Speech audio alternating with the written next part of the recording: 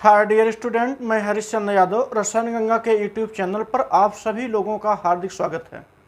जैसा कि आप थंबनेल पर देख रहे हैं कि भंडारा हमने दिखाया है भंडारा, तो वास्तव में आज बेलेन में भंडारा होने वाला है। और भंडारा किसका होगा? अणुसंख्य गुणधर्मों का। ये मत समझिएगा भंडारे में कुछ और होगा। भंडारे में बहुत बड़ी चीज़ होने जा रही है जिसका टॉपिक रहेगा अणुसंख्य गुणधर्म, यानी कॉलिगेटिव प्रॉपर्टी। लेकिन उससे पहले कि हम कॉलिगेटिव प्रॉपर्टी शुरू करें, कल हमने आपको पिछले वाले क्लास में एक क्वेश्चन दिया था। वो क्वेश्चन ये था जो कि मोल प्रभाज पर आधारित था कि यूरिया बिलेन में भारानुसार 6% यूरिया उपस्थित है और इस बिलेन में जल तथा NH2CO NH2 यानी यूरिया दोनों का मोल प्रभाज ज्ञात कीजिए। तो इस सवाल को हल करने से पूर्व हम आपसे कहना चाहेंगे, यदि आप मेरे चैनल पर नए हैं तो इसको सब्सक्राइब करिए, लाइक करिए और साथ साथ शेयर भी करिए। और ध्यान इस बात का भी रखे रहिए कि वीडियो को शुरू से लेकर के अंत तक देखिए, क्योंकि जब आप इस वीडियो को शुरू से लेकर के अंत तक देखेंगे, इसमें वो ढेर सारी चीज़ें आपको मिलेंगी जिसे जानने की आपकी इच्छा है। तो आप लोगों से केवल एक ही गुजारिश है कि वीडियो को शुरू से अंत तक देखिए और यदि चैनल पर नए हैं तो सब्सक्राइब, शेयर, लाइक ये तीनों जरूर करिए, जिससे औरों का भी इससे लाभ हो सके। चलिए देखते हैं इस सवाल को। सवाल आप लोगों ने सॉल्व भी किया होगा, हमें पूर्ण विश्वास है। आंसर भी आया होगा। तो हम यहाँ पर हल करते हैं, आप लोग अपने आए हुए आंसर से जरूर मिलान करिएगा। बहुत आसान सा प्रश्न था। इसे बताने के बाद हम भंडारे में चलेंगे, गुणधर्मों के भंडारे में, अणुसंख्य गुणधर्मों के भंडारे में देखेंगे आज भंडारे में क्या क्या मिलने वाला है।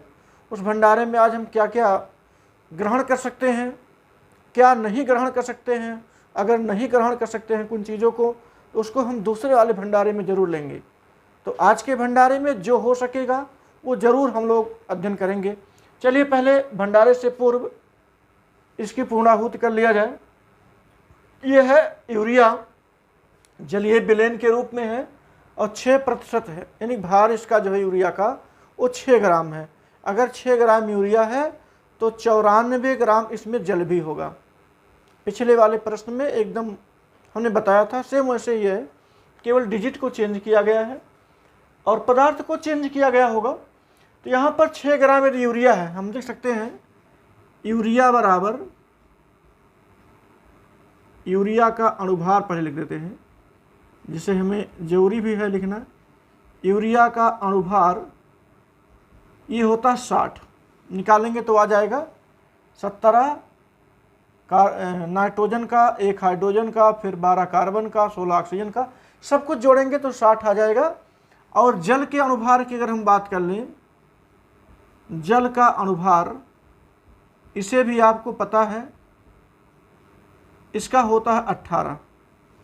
दोनों का अणुभार हो गया, दोनों का भार लिखना पड़ेगा। अब ये हो गया फिर यूरिया का भार, यूरिया का भार ये बराबर दिया गया 6 ग्राम। तो जल का भार, जल का भार ये बराबर हो जाएगा 94 ग्राम, क्योंकि दोनों जोड़ने पर 100% आना चाहिए। तो हमें सबसे पहले यूरिया का निकाल लेना चाहिए। यूरिया का मोल प्रभाज यहाँ लिख सकते हैं NH2CO NH2 का मोल एक का निकाल लेंगे और दूसरे को निकालेंगे नहीं, सूत्र का प्रयोग नहीं करेंगे, बस एक में से घटा देंगे तो दूसरे वाले का मोल प्रभाज अपने आप आ जाता है।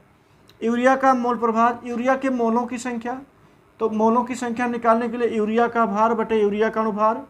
यूरिया का भार है 6 ग्राम, यूरिया का अणुभार है 60। फिर लिखेंगे यूरिया के मोलों की संख्या 6/60 प्लस जल के मोलों की संख्या, इसका ग्राम कितना है 94, इसका अणुभार जो है दिया गया है 18। तो यहाँ काटेंगे 6 और ये 10 क्या कहते हैं 60 काटेंगे तो आ जाएगा 1/10, या इसे और हल करेंगे तो ये 0.1 हो जाएगा। वही स्थिति यहाँ भी आएगी 0.1 की। और जब हम इसे काटेंगे 94/18 को, तो आ जाएगा 18 पंचे 90, 4 94, तो 40 हो जाएगा। फिर दशमलव लगाएंगे, 18 दूनी 36, फिर 40, फिर 18 दूनी 36, ये हो जाएगा 5.22। हल करेंगे तो 0.1 आ जाएगा और नीचे इन दोनों को जोड़ देंगे तो हो जाएगा 5.23, 5.32 हो जाएगा। गड़बड़ कर दिया हमने यहाँ पर, 5.32, इन दोनों को जोड़ेंगे 5.32। फिर आगे जब इसे हम डायरेक्ट सॉल्व कर देते हैं, इसे जब हल करेंगे 0.1 बाई 5.32 हल करेंगे तो आ जाएगा 0.01। देखिए हम इसको डायरेक्ट हल कर देंगे क्योंकि ज़्यादा समय लगेगा, भाग देंगे बात वही होगी। तो हम ज़्यादा समय न लेते हुए बस तत्काल समझ लीजिए कि या कैलकुलेट किए या कैसा भी किए हैं, इसको जब भाग देंगे तो 0.1 आ जाए, 0.01 आ जाएगा। तो एक का हमें मिल गया, ये मिला हमको यूरिया का। अब उसके बाद दूसरा है जल। जल का मोल प्रभाज यहाँ लिख सकते हैं, जल का मोल प्रभाज अगर निकालना है, एक का ज्ञात ही हो गया है, बराबर कर देंगे 1.00 माइनस कर देंगे 0.01। जब इसे हम घटाएंगे तो देखिए इसका वैल्यू कितना आएगा, 0.01, ये हो जाएगा 9 और ये हो जाएगा 9, यानी कि 0.99 जो होगा ये जल का मोल प्रभाज आया होगा। तो ये जो निकल करके सामने आया है 0.01, जिसे हम यूरिया का मोल प्रभाज कहेंगे, और 0.99 जो आया है ये जल का मोल प्रभाज है। ये आप लोगों का आंसर आ गया होगा, इसमें कोई संदेह नहीं है। हमें पूर्ण विश्वास है कि आंसर आपका आया होगा। ये केवल मात्र संतुष्टि के लिए ये हमने इसको सॉल्व किया, सॉल्व करना नहीं था, बहुत ही इजी था। आप लोगों को सबका आंसर आया है, इसमें कोई संदेह नहीं। चलिए अब जो है हम लोग थंबनेल में दिखाए गए बातों का पालन करें, और बातों के पालन करने के क्रम में भंडारा आया हुआ है। विलेनों का आज हम भंडारा करने वाले हैं, और विलेनों में केवल और केवल कॉलिगेटिव प्रॉपर्टीज का भंडारा होगा। और कॉलिगेटिव प्रॉपर्टीज होता क्या है पहले जानेंगे। कॉलिगेटिव प्रॉपर्टीज में कौन कौन से तत्व शामिल होते हैं, कौन कौन सी प्रॉपर्टियाँ हैं कॉलिगेटिव प्रॉपर्टी के फॉर्म में, उसे देखेंगे। और फिर 1 बाई 1 करके हम चर्चा करेंगे, उस पर न्यूमेरिकल किस प्रकार से आते हैं, क्या सिद्धांत है, ये सारी बातें करेंगे इस सवाल के तुरंत बाद। यानी ये सवाल पूरा हो गया। अब चलते हैं हम कॉलिगेटिव प्रॉपर्टी पर, जो कि बहुत इम्पॉर्टेंट टॉपिक है इस चैप्टर का। कॉलिगेटिव प्रॉपर्टी लिख देते हैं यहाँ पर, कॉलिगेटिव प्रॉपर्टीज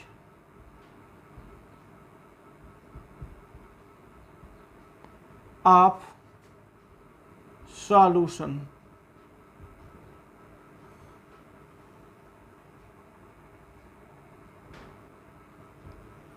चलिए सबसे पहले हम बात कर लें कॉलिगेटिव प्रॉपर्टी है क्या, जिसको अनुसंख्य गुणधर्म कहते हैं। कॉलिगेटिव प्रॉपर्टी का मतलब ये होता है कि विलेन तो मुख्यतः 2 ही घटकों से मिलकर के बना होता है, एक विलायक होगा और दूसरा विलेय होगा। हो सकता है विलेय की संख्या 2 या 2 से अधिक हो जाए, लेकिन विलेन का मतलब ये भी है कि घटक चाहे जितने हो जाएं, लेकिन उनके घटक दिखने नहीं चाहिए, बिल्कुल ऐसा मिल जाना चाहिए, होमोजीनियस फॉर्म में हो जाना चाहिए कि अलग अलग कोई दिखाई ना दे, तभी विलेन कहलाएगा। विलेय चाहे जितने हो जाएं, लेकिन उनको दिखना नहीं चाहिए। जैसे ये ना हो कि हम बालू के कण ले लें, बालू ले लें और पानी, दोनों को मिक्स कर दे तो हम देखें थोड़ी देर ये मिक्स हैं, लेकिन बाद में देखते हो फिर जा कर के तल पर बैठ जाता है। तो ये विलेन नहीं रहा। विलेन का मतलब जिसके अवयवी घटक दिखाई ना देते हों, एकदम एक दूसरे से मिक्स हो गए हों। लेकिन अब आती है बात कॉलिगेटिव में। कॉलिगेटिव में हमने बताया विलेय, विलेन की चर्चा में विलायक और विलेय दो कंपोनेंट होते हैं। अब उसमें विलेय ही कंसंट्रेशन का डिटर्मिनेशन करता है, मतलब विलेय की मात्रा किसी विलायक में कम रखेंगे या ज़्यादा रखेंगे, ये उसकी सांद्रता को निर्धारित करता है। अब इसी के साथ एक बात का निर्धारण और भी करता है, मुख्य गुण। विलेन का जो मुख्य गुण होता है वो विलेय पदार्थ की कणों की संख्या के ऊपर निर्भर करता है। कभी भी विलेय पदार्थ की प्रकृति पर विलेन नहीं निर्भर करता है। और याद रखेंगे, जब किसी विलेन का गुण उसके मतलब विलेय पदार्थ के कणों की संख्या, आयनों की संख्या, अणुओं की संख्या पर निर्भर करता हो, तो ऐसी प्रॉपर्टियां कॉलिगेटिव प्रॉपर्टी कहलाती हैं।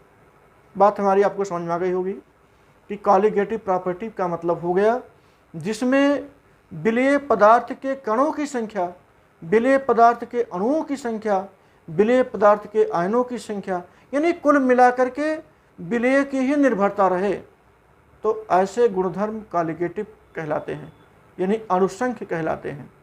अणुओं की संख्या पर निर्भर करते हैं, इसलिए अणुसंख्य कहलाते हैं, और अणुओं की संख्या होगी वो विलेय की। चलिए अब इसी में देखते हैं कौन कौन से विलेन की कौन कौन सी प्रॉपर्टियां कॉलिगेटिव के अंडरग्राउंड आती हैं। तो विलेन की केवल 4 प्रॉपर्टियां हैं, ध्यान से समझेंगे। उन 4 प्रॉपर्टियों में पहली प्रॉपर्टी है वाष्प दाब में आपेक्षिक अवनमन, दूसरी प्रॉपर्टी है क्वथनांक में उन्नयन, तीसरी प्रॉपर्टी है हिमांक में अवनमन, और चौथी प्रॉपर्टी है प्रासरण दाब। यही 4 प्रॉपर्टियां हैं जो विलेय के कणों, आयनों, मोलों की संख्याओं पर निर्भर करती हैं। इसीलिए इनको हम क्लासिफाइड किए हैं 4 क्लासों में। 4 क्लास में जैसे पहला रहा वाष्प दाब में आपेक्षिक अवनमन, तो ये सारी बातें तो करेंगे ही, लेकिन इसमें एक शब्द आया है वाष्प दाब। पहले हम वाष्प दाब की चर्चा करेंगे, क्योंकि वाष्प दाब एक ऐसा कह सकते हैं तत्व है, ऐसा एलिमेंट है इस कॉलिगेटिव प्रॉपर्टी का जो वाष्प दाब में अवनमन, आपेक्षिक अवनमन, क्वथनांक में उन्नयन और हिमांक में अवनमन, 3 प्रॉपर्टियों को केवल वेपर प्रेशर ही तय करता है। मतलब वाष्प दाब, जैसे एक सरल शब्दों में कहा जाए, सरल कि अगर हम पूछें कि किसी द्रव पदार्थ का क्वथनांक क्या होता है, तो आपका जवाब टेम्परेचर से जुड़ा हुआ मिलेगा कि वह ताप जिस पर कोई द्रव पदार्थ उबलने लगता हो। बिल्कुल सही है। हिमांक की बात करेंगे, वह ताप जिस पर कोई द्रव पदार्थ जम जाता हो, फ्रीज हो जाता हो, उस ताप को हम हिमांक बोलेंगे। ठीक है, ये सारी चीज़ें तो हमने टेम्परेचर के ऊपर बता दिया, टेम्परेचर को एक साथ लेकर के। लेकिन जब बात आ जाए वाष्प दाब को साथ लेकर के परिभाषित करना है, तो सबसे पहले हमको वाष्प दाब समझना होगा। क्या होता है वेपर प्रेशर, एक डायग्राम के सहारे हम इसे समझने का प्रयास करेंगे।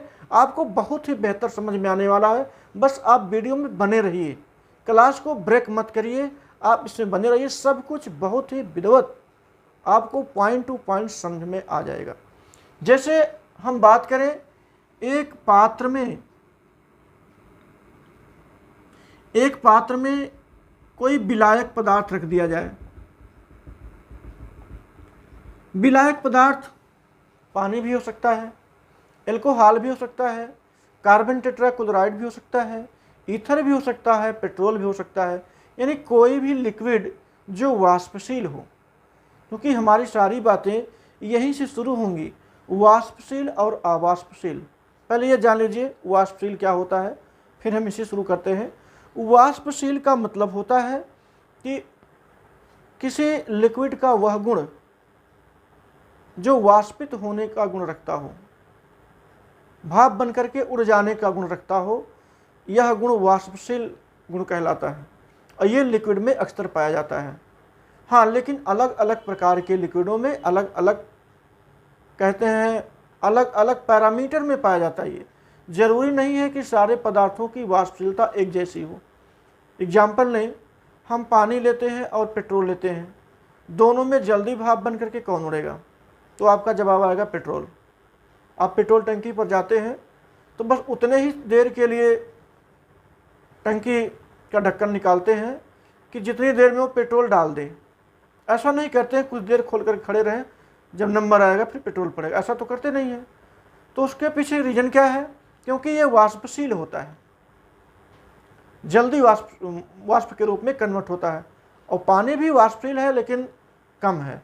और ये वाष्पशीलता ज़्यादा कब आती है?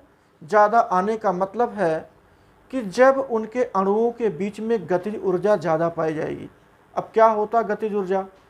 कि गतिज ऊर्जा का मतलब होता है, अगर लिक्विड के थ्रू हम बात करें, वैसे गतिज ऊर्जा की बात कई थ्रू में लिया जा सकता है, लेकिन अभी हम केमिस्ट्री में केवल और केवल लिक्विड के थ्रू ले रहे हैं। लिक्विड भी तमाम प्रकार के कणों से, अणुओं से, आयनों से मिलकर के बना होगा और वह एक दूसरे के संपर्क में भी होंगे, एक दूसरे से टकराते होंगे। और टकराने के दौरान जो ऊर्जा निकलती है, जो ऊर्जा प्राप्त होती है, वो उनकी काइनेटिक एनर्जी होती है। तो जो ज़्यादा वाष्पशील पदार्थ होते हैं उसमें काइनेटिक ऊर्जा ज़्यादा पाई जाती है। जल्दी टकराएंगे, जल्दी वह भाप के रूप में, वाष्प के रूप में बन करके उड़ जाते हैं। चलिए अब हम एक पात्र लेते हैं, एक पात्र में किसी विलायक को रखते हैं। ध्यान रहे, विलायक एक वाष्पशील पदार्थ होना चाहिए, क्योंकि वाष्पशील पदार्थ लेने से हम जिस परिभाषा को स्पष्ट करने वाले हैं बहुत आसानी से हो जाएगा। अब अवाष्पशील पदार्थ ले लेंगे तो वो परिभाषा नहीं स्पष्ट हो पाएगी। अभी हम एक अवाष्पशील पदार्थ भी लेंगे, पहले एक वाष्पशील पदार्थ के आधार पर समझाते हैं। देखिए, जब कोई वाष्पशील पदार्थ यानी विलायक ले लेते हैं, खुले वातावरण में इसको रख देते हैं, तो होता क्या है, इसकी सतह से इसके जो कण होते हैं वो धीरे धीरे ऐसे भाप बन करके वायुमंडल में उड़ने लगते हैं। यही होता है, धीरे धीरे भाप बन करके, वाष्प बन करके ये ऊपर वायुमंडल में उड़ने लगता है। अच्छा, जब उड़ने लगता है तभी हमको एक बात सोचना चाहिए, ये उड़ क्यों रहा है? कोई न कोई रीजन होगा। तो रीजन ये समझ में आता है कि इनकी गतिज ऊर्जा ज़्यादा होगी। बिल्कुल सही है, हमने बताया भी, जब इनकी गतिज ऊर्जा बढ़ेगी तब ये अपने सतह को छोड़ करके ऊपर की ओर उठेंगे। अब थोड़ा सा नज़रिया बदल देते हैं। जब ये यहाँ द्रव लिख सकते हैं हम, द्रव से ये वाष्प में गया, यानी कि भाप में गया, ऐसा कर लेते हैं, भाप में गया, तो द्रव से भाप में जाने की क्रिया वाष्पन कहलाती है। एक एक पॉइंट अच्छे समझेंगे क्योंकि यहाँ से बहुत कुछ मिलने वाला है आपको। द्रव से भाप का बनना एक वाष्पन क्रिया है, चाहे वाष्प लिखिए या भाप लिखिए, बनना वाष्पन कहलाता है। अब हमने कहा थोड़ा सा नज़रिया बदलिए। बदलने का मतलब, अब इसके ऊपर आप एक ढक्कन लगा दीजिए। जब आप ढक्कन लगा देंगे तो ये भाप जा करके यहाँ पर टकराएगा। यहाँ पर टकराने के पश्चात ये संघनित होगा, मतलब अब ये द्रव अवस्था में कन्वर्ट होगा। यहाँ से द्रव अवस्था में कन्वर्ट होगा, फिर ये नीचे की तरफ चला आएगा। तो जब कोई भाप द्रव अवस्था में कन्वर्ट हो तब वह क्रिया कहलाती है द्रवण। हम बात कर ले किसकी दर ज़्यादा होती है, किसकी दर कम होती है। देखिए, शुरुआत में केवल वाष्पन ज़्यादा होता है और द्रवण की क्रिया कम होती है। क्यों? क्योंकि वाष्पन क्रिया जब संपूर्ण होगी, यहाँ पर जा करके टकराएगी, यहाँ का कंसंट्रेशन बढ़ेगा, भाप की सांद्रता बढ़ेगी।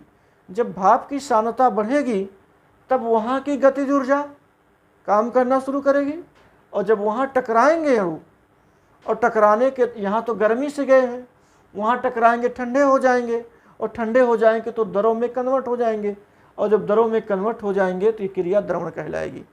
तो शुरुआत में वाष्पन की दर तीव्र होती है लेकिन द्रवण की दर मंद होती है।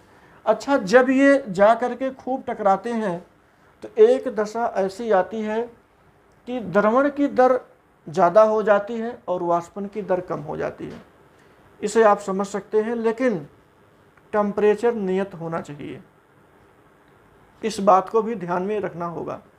अब ऐसा नहीं है कि आप नीचे इसको गर्म करिए, उसके बाद वाष्पन और द्रवण में जो हमने बताया, वाष्पन की दर पहले तीव्र होती है, द्रवण की दर मंद होती है, बाद में चल के द्रवण की जो दर होती है वो तीव्र होती है, वाष्पन की दर मंद होती है, और गलती से कहीं आपने टेम्परेचर दे दिया, तब तो ये ऑलरेडी हमेशा वाष्पन की दर ही तीव्र रहेगी, द्रवण की दर कम हो जाएगी। तो हमें ऐसा नहीं करना है, हमें टेम्परेचर को कांस्टेंट रखना है। चलिए, अब हम जो समझाने वाले थे वहाँ पहुँच गए हैं।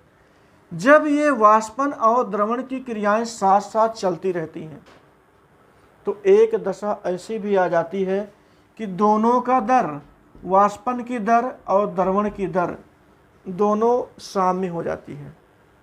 अब दोनों साम्य जिस दाब के कारण होती है उसी को हम वाष्प दाब कहते हैं। गाइज, आपको समझ में आ गया होगा। समझ में ये आया कि जब द्रवण और वाष्पन की क्रियाएं एक साथ चलती होती हैं तो किसी का दर अधिक होता है, किसी का दर कम होता है, लेकिन एक समय ऐसा आता है कि दोनों का दर एक समान हो जाता है, जिसको हम साम्यावस्था कहते हैं। तो साम्यावस्था को लाने के लिए जो दाब काम करता है वही दाब वेपर प्रेशर या वाष्प दाब कहलाता है। अब दाब से पहले हमने वाष्प क्यों जोड़ दिया? क्योंकि वाष्प के द्वारा ही दबाव दिया गया ये, इसीलिए हम इसको क्या बोलते हैं?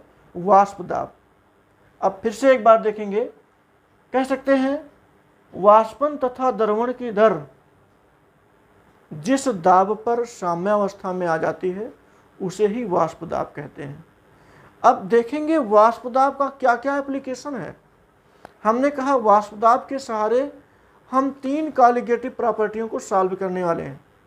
पहली कॉलिगेटिव प्रॉपर्टी जो है वाष्प दाब में आपेक्षिक अवनमन, जरा देखते हैं, इसी पर हम समझेंगे वाष्प दाब का आपेक्षिक अवनमन।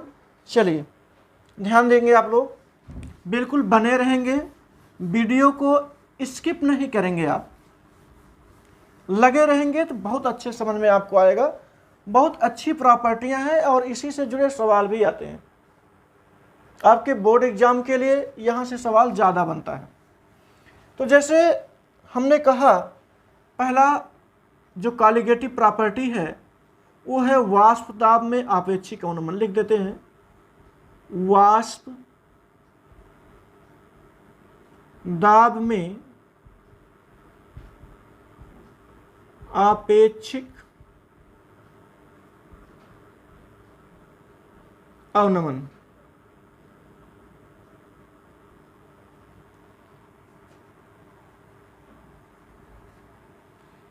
रिलेटिव, इसको लिखते हैं relative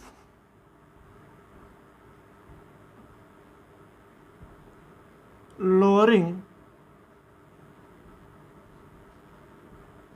vapour pressure. Relative lowering vapour pressure.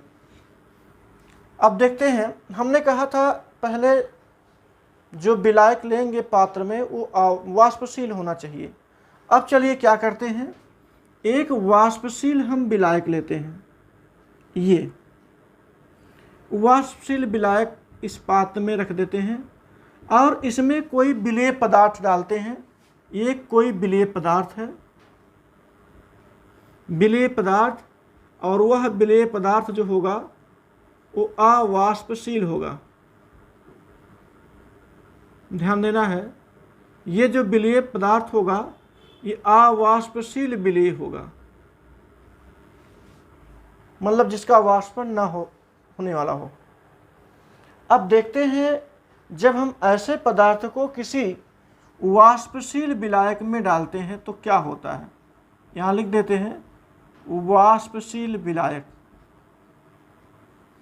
अवाष्पशील विलायक हो सकता है जैसे यूरिया हो गया, NH2CO NH2 हो गया, NaCl हो गया, ग्लूकोज हो गया, ये सब पदार्थ जो हैं ये अवाष्पशील होते हैं, वाष्पित होने वाले नहीं होते हैं। तो जब हम ऐसे पदार्थों को इसमें डालते हैं तो इसके वाष्पदाब में, क्योंकि अभी तो ये केवल विलायक है, अभी ये केवल विलायक है, और विलायक जिस अवस्था में है उसका वाष्पदाब P0 से हम दिखा देते हैं। जब ये केवल विलायक था तो उसका वेपर प्रेशर P0 था, लेकिन जब कोई विलेय पदार्थ इसके अंदर हम इनक्लोज करेंगे अब वो विलयन हो जाएगा। ध्यान दीजिएगा, हमने कहा क्या कि वाष्पशील विलायक जो होगा उसका वेपर प्रेशर P0 होगा, और जब हम इस वाष्पशील विलायक में कोई अवाष्पशील विलेय पदार्थ डालेंगे तब वो तैयार होगा विलयन। अवाष्पशील पदार्थ जैसे ही इसके अंदर प्रवेश करेगा ये बन जाएगा विलयन, और विलयन की दशा में यहाँ जो हम लिख रहे हैं, विलयन का जो वाष्प दाब होगा, वाष्प दाब वो हो जाएगा P रखिए या PS रखिए, हम P ही लिख देते हैं। आप जरूर जानेंगे P0 होगा तो विलायक के लिए होगा, और P होता है तो वो विलयन के लिए होगा। अब देखते हैं, जैसे ही कोई विलेय पदार्थ इस वाष्पशील विलायक में डाला जाता है वाष्प दाब में कमी आ जाती है, वाष्प दाब में कमी, और वही वाष्प दाब में कमी अवनमन भी कहलाती है। वाष्प दाब में आई कमी अवनमन कहलाती है।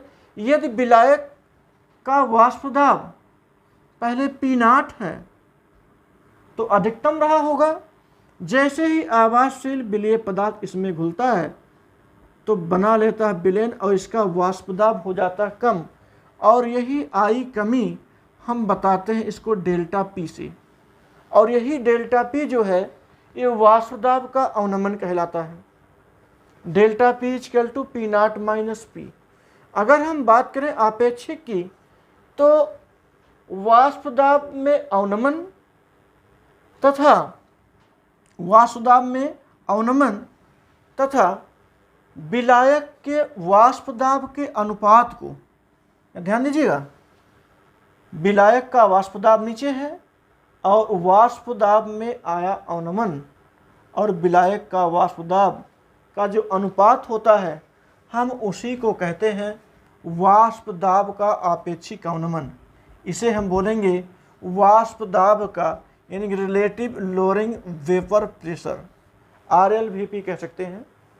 रिलेटिव लोअरिंग वेपर प्रेशर का मतलब यही होगा P0 minus P by P0। बात समझ में आ रही होगी।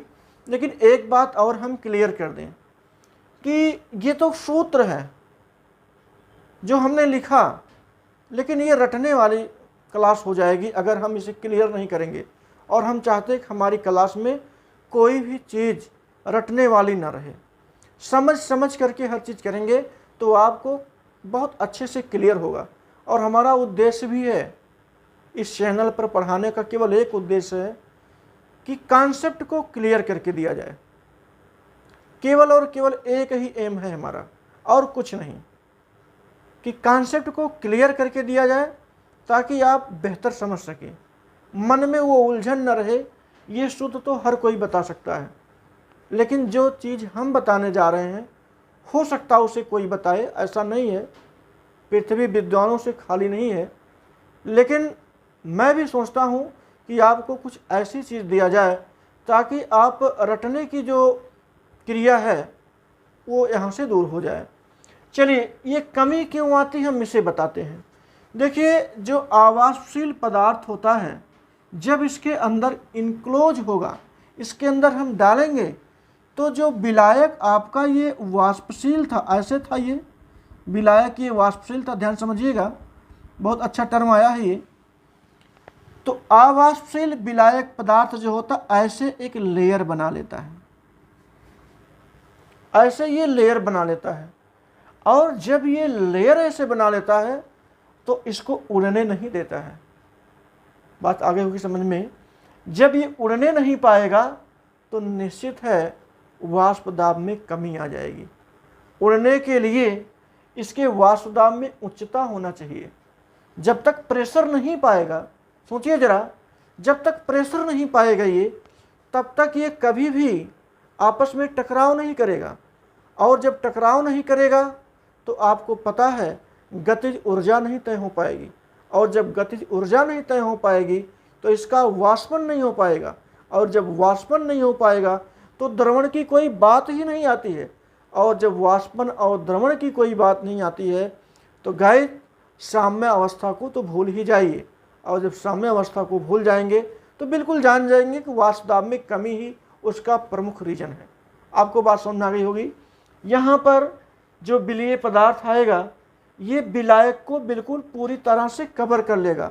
विलायक बैठ गया अंदर और विलेय पदार्थ हो गया बाहर। और जब विलेय पदार्थ हो गया बाहर, ये तो खुद ही वाष्पशील नहीं है, तो दूसरे को जो ढक लिया है इसको कैसे वाष्पित होने देगा। ये बिल्कुल सरल सा है। मतलब जिसके पास खुद ही कोई जानकारी ना हो, वो सबको बिल्कुल मीटिंग करके इकट्ठा कर ले तो मीटिंग वाले भी वैसे ही रह जाएंगे अंदर ही। हम बुला लें आपको, चलिए हमें केमिस्ट्री आता है और हम चुनने चलिए आज हम मैथ पढ़ाने वाले हैं। पता चला मैथ वालों को हमने इकट्ठा कर लिया, सब बीच में हो गए और हम हो गए किनारे। अब चूंकि बताना तो हमको है, हमको खुद नहीं आता है, तो वैसी दशा में अंदर वाले क्या करेंगे, शून्य हो जाएंगे। वैसे बैठे बैठे जो इनको ज़रूरत थी वो मिल नहीं पाएगा, और इनकी ज़रूरत थी वाष्पशील होने के कारण वाष्पित होने की ज़रूरत थी, और ये वाष्पित नहीं हो पाते हैं। तो भाई आप समझ गए होंगे कि वाष्पशील पदार्थ का गुण होता है वाष्पित होना, और यदि उसको कोई अवाष्पशील पदार्थ एक लेयर के रूप में ढक लेता है, एक चद्दर के रूप में ढक देता है, तो वाष्पशील पदार्थ कभी वाष्पित नहीं हो पाता है। इस प्रकार से उसके वाष्प दाब में अवनमन आ जाता है, और वाष्प दाब में आया अवनमन ही कह सकते हैं। जब वाष्प दाब में आया अवनमन, वाष्प दाब में अवनमन तो कहलाएगा, लेकिन जब आपेक्षिक की बात करेंगे तो हम उसके वाष्पशील विलायक के वाष्प दाब से डिवाइड कर देते हैं। तो इस प्रकार से वाष्प दाब का आपेक्षिक अवनमन P0 minus P by P0 होता है। अब बात आपको समझ में आ गई होगी। आगे चलते हैं कि इसी पर एक रसायनज्ञ और आते हैं जिनका आपको बहुत बेसब्री से इंतज़ार भी होगा। हमने उनका नाम नहीं लिया, आप जरूर जान गए होंगे। राउल्ट का नाम लेने वाले हैं।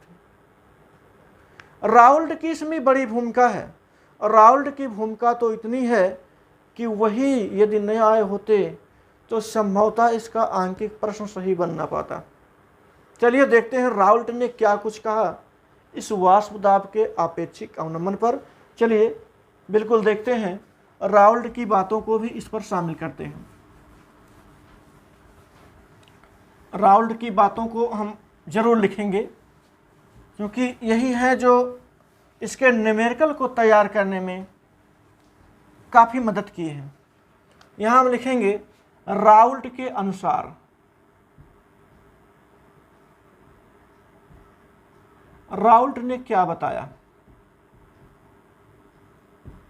राउल्ट ने ये बताया वाष्प दाब का जो आपेक्षिक अवनमन होता है, यानी कि P0 minus P by P0, ये होता है विलेय के मोल प्रभाज के बराबर। यहाँ लिखेंगे विलेय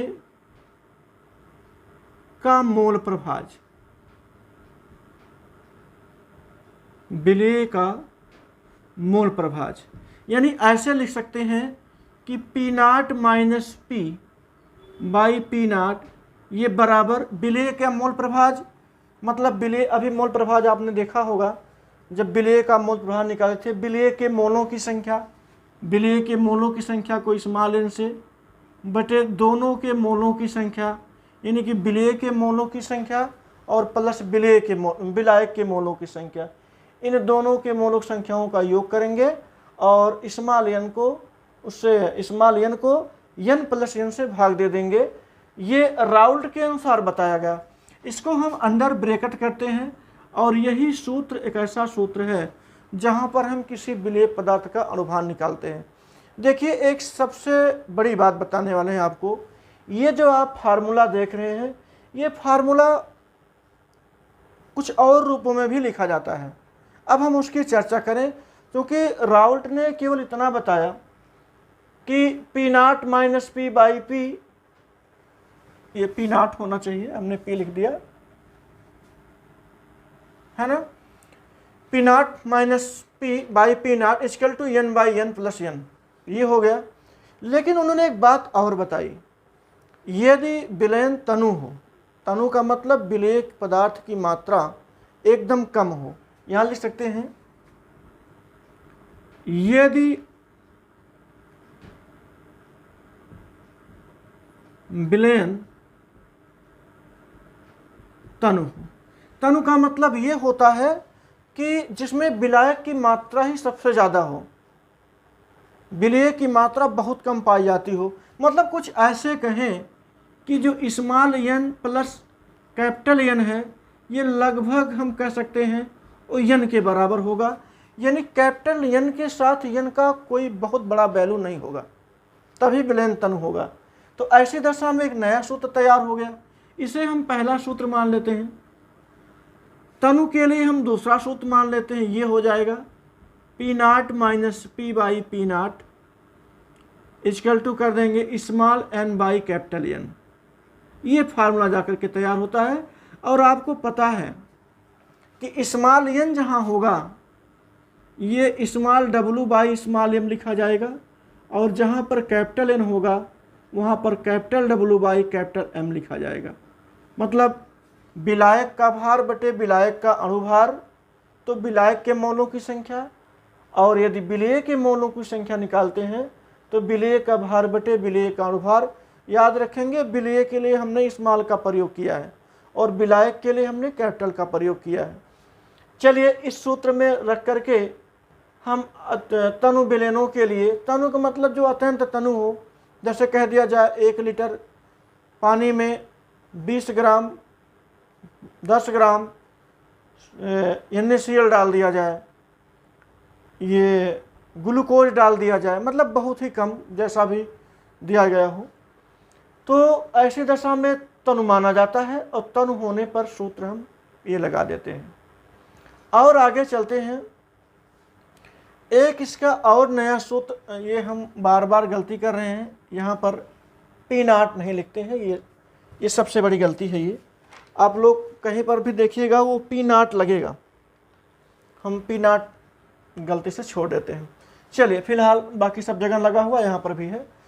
हाँ, एक नया सूत्र और भी है, इसे हम बताने से पहले ये जरूर बता दें इस नए सूत्र का प्रयोग क्यों करने जा रहे हैं। जब कभी सवालों में ऐसी परिस्थिति आ जाए कि हमको पता ही ना चले वो विलयन तनु है कि सांद्र है, मतलब ये लिखा ना हो, वाष्पदाब के आपेक्षिक अवनमन के फार्मूले में हम क्या रखें, कैसे करें, कब तनु माने कब सांद्र माने, ये बड़ी बात होती है, क्लियर नहीं हो पाता है। तो इस समस्या के सॉल्व के लिए हम एक नए फार्मूले को लिखने जा रहे हैं, लेकिन उस फार्मूले को लिखेंगे ज़रूर, डेरिवेशन भी उसका करेंगे। आवश्यकता क्यों पड़ी उसके लिए भी जानिए। ये क्वेश्चन आया था इन 1993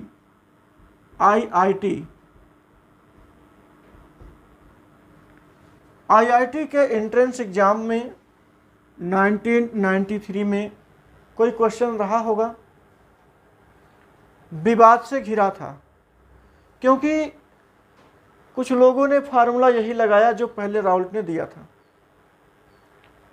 लेकिन बोर्ड उस आंसर को मानने को तैयार नहीं था।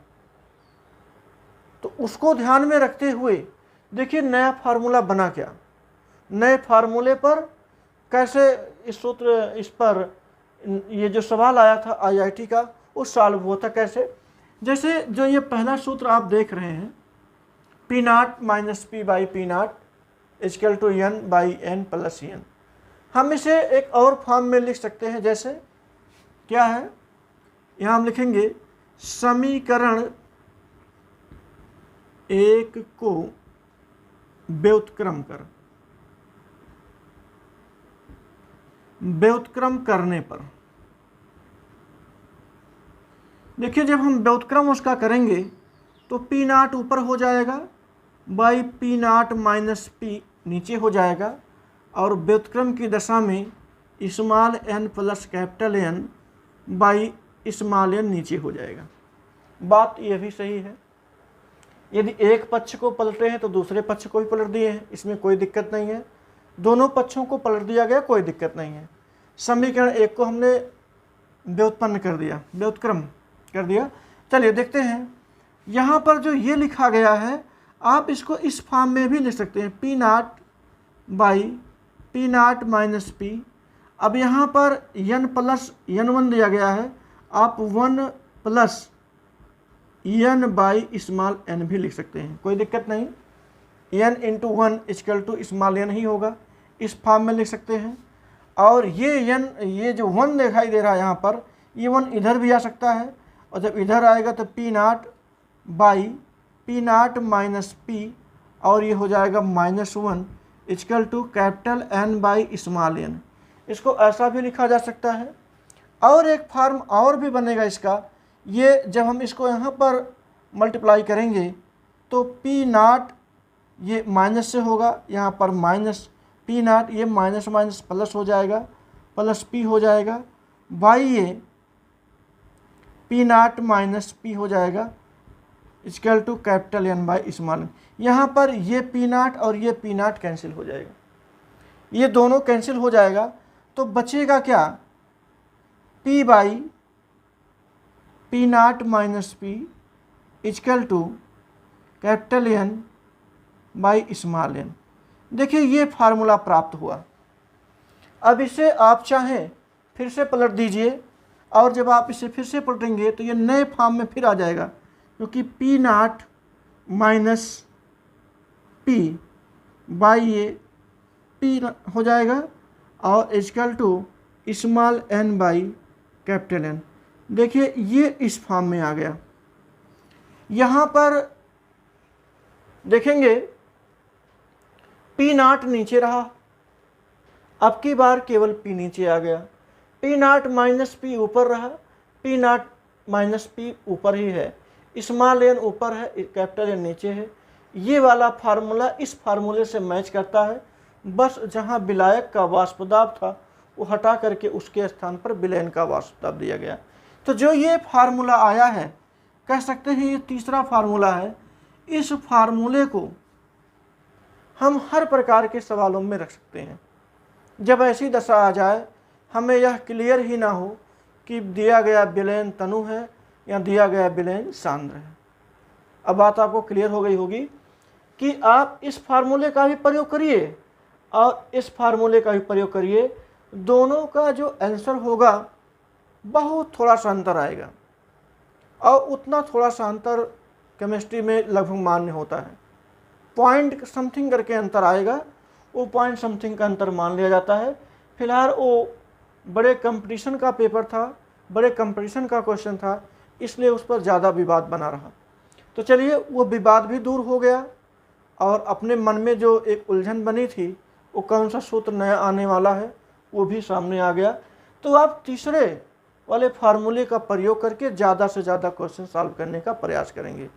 अच्छा, रही बात एक और कि राउल्ट के नियम का अनुप्रयोग क्या है, क्या उनका यूज है, क्या उनकी विशेषताएं हैं, क्या उनकी सीमाएं हैं, इसको भी जान लीजिए। राउल्ट का नियम केवल और केवल डाइल्यूट सॉल्यूशन पर ही लागू होता है। पहली बात, इस फार्मूले को एक बार आप लोग फिर से देख लीजिए, यहाँ से लेकर के पूरा तीसरा वाला फार्मूला ये प्राप्त हुआ है। फिर ऊपर हम थोड़ा सा राउल्ट के बारे में बता दें, चूँकि राउल्ट इसमें शामिल हुए हैं तो राउल्ट के बारे में जानना जरूरी है उनके दिए गए सूत्र के आधार पर। देखिए इनका जो पहला लिमिटेशन है, चाहे आप लिमिटेशन मान लीजिए और साथ साथ उसी में उनका यूज भी मान लीजिए कि यह नियम राउल्ट का जो है वो केवल डाइल्यूट सॉल्यूशन पर ही काम करता है। किस पर काम करेगा? डायल्यूट सॉल्यूशन पर। मतलब जो विलयन तनु होगा उन पर ही यह नियम फॉलो हो पाएगा। दूसरा, यह कंसंट्रेशन इन कंसंट्रेट सॉल्यूशन पर इसका नियम प्रयुक्त नहीं होता है। बिल्कुल सही है, जब यह डाइल्यूशन के लिए ही बना हुआ है तो कंसंट्रेशन की कोई बात नहीं आती है। तो कहने का मतलब केवल डाइल्यूशन के लिए होगा, कंसंट्रेशन के लिए नहीं होगा। अच्छा, यहाँ लिख सकते हैं नॉट फॉर कंसंट्रेट सॉल्यूशन, दूसरा हो गया। अच्छा, तीसरा हो गया, ये आवासशील विलेय पदार्थों के लिए लागू होता है। ये भी जानिएगा, अभी हम बताएंगे क्यों ऐसा वो कह रहे हैं। यह जो है केवल लिख देते हैं for only non volatile solute. यह केवल नॉन वोलाटाइल का मतलब हो गया कि आवासशील विलेय पदार्थों के लिए ही लागू होता है। अच्छा, अगली बात नंबर 4 कर देते हैं। यह प्रायः विद्युत अनपघट्यों के लिए लागू होता है। नॉन इलेक्ट्रोलाइट्स, यहाँ लिख सकते हैं फॉर नॉन इलेक्ट्रोलाइटिस। जो विद्युत अनपघट्य होते हैं उन्हीं पर यह नियम लागू होता है। चलिए फिर बता दें एक बार, डाइल्यूशन पर ही क्यों लागू होता है? डाइल्यूशन पर लागू इसलिए होता है ताकि ये कह सकते हैं आयनन क्रिया ना होने पावे, आयनाइजेशन ना होने पावे। जब डाइल्यूट होगा तो उसमें आयनाइजेशन कम होने पाएगा, क्योंकि लिखा गया नॉट फॉर कंसंट्रेशन, अधिक कंसंट्रेशन नहीं होना चाहिए। जब कंसंट्रेशन बढ़ जाता है तो हमने बताया था अभी कि उनकी काइनेटिक एनर्जी बढ़ जाती है, और जब काइनेटिक एनर्जी बढ़ जाएगी तो वाष्पन और द्रवण की दर भी बढ़ जाएगी। यहाँ पर वाष्पन को रोकने का कार्य करेगा यदि वह डाइल्यूशन में होगा। दूसरा रहा फॉर ओनली नॉन वोलाटाइल, बिल्कुल सही है। यदि नॉन वोलाटाइल होगा मतलब आवासशील पदार्थ होगा, तभी तो वह वाष्पशील विलायक को घेर करके रखेगा, तभी तो वाष्पदाब में कमी आएगी। तो इसलिए यह नॉन वोलाटाइल। फॉर नॉन इलेक्ट्रोलाइटिस, हाँ ये जरूर जानिए कि विद्युत अपघट्य नहीं होना चाहिए। यदि पदार्थ वो विद्युत अपघट्य होगा तो आयनों के रूप में टूटेगा, और जब यह आयनों के रूप में टूटेगा तो इस नियम का ये विचलन पैदा कर देगा, डेविएशन पैदा करेगा। इसलिए इन्होंने पहले ही स्पष्ट कर दिया यह नॉन इलेक्ट्रोलाइटिस पदार्थ इसमें प्रयुक्त किए जाएंगे। अच्छा, एक यूज भी जान लीजिए, क्योंकि बिना यूज के कोई मतलब नहीं रहेगा हमारे पढ़ाने का।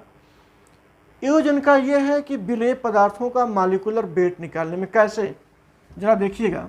अभी आपने एक फार्मूला लिखा था P0 - P/P, P या P0 जो भी लिखे हों, क्योंकि हम लास्ट वाले फार्मूले की बात करते हैं, स्मॉल n/N। इस फार्मूले को जब ओपन करेंगे तो P0 - P को आप डेल्टा P भी बोलते हैं, डेल्टा P/P।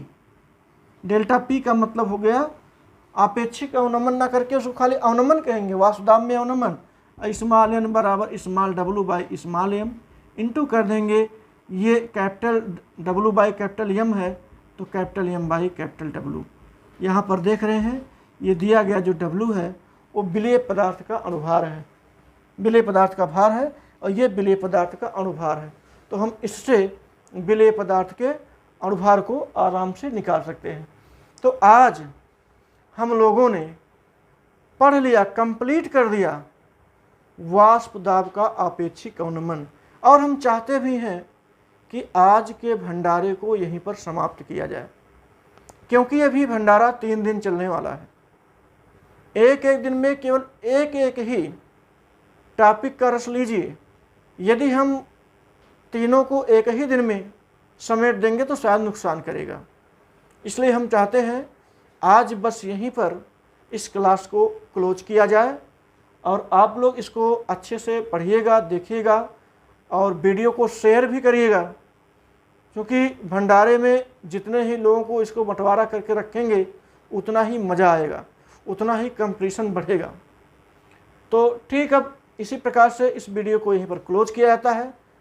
सो आप इसको देखते रहिए, शेयर करते रहिए, लोगों को इसके बारे में बताते भी रहिए कि हमें रसायन गंगा चैनल के द्वारा बहुत सारी अच्छी चीज़ें मिल रही पढ़ने के लिए, ताकि उनको भी लगे, वो भी देखें और पता चले कि हाँ, रसायन गंगा ही एक ऐसा चैनल है जो बहुत विस्तृत को बहुत समेट करके देता है और बहुत ही क्लियर जानकारी देता है।